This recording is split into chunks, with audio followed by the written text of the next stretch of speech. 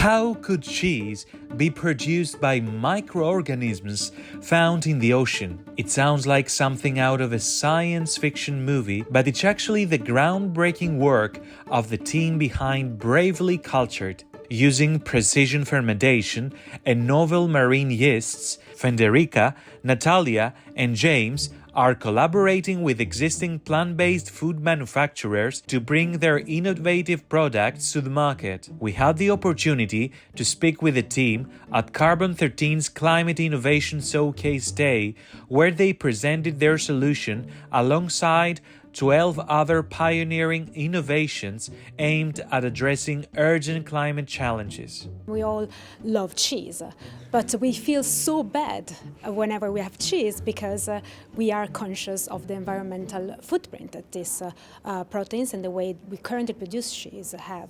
So we just came up with an idea, an alternative way to create proteins without destroying our environment. So how does precision fermentation work in the production of sustainable protein from the ocean? We are conscious that we need to use our resources sustainably. So we looked around, we live on an island, and what is there as an unlimited resource? This is the sea.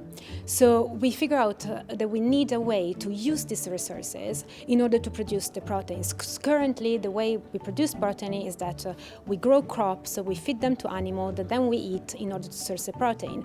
We just thought, well, let's use the power of the sea in order to grow microorganisms from which we can derive the proteins that we need. It's basically precision fermentation is an existing technique, and it's a process where you grow microorganisms, usually fungi. They are bioengineered to secrete a protein of interest. But the interesting thing about it that majority of companies that exist, probably all, they actually grow a couple of species that originally they were scraped from a tent during the Second World War. So surely there is something better.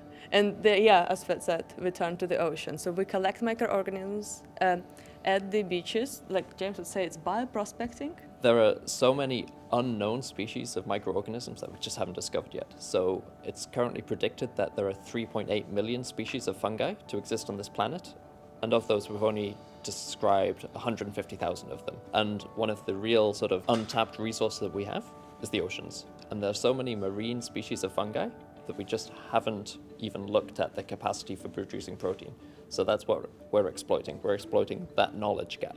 How challenging it is to persuade people that they have to eat a protein that comes from oceans.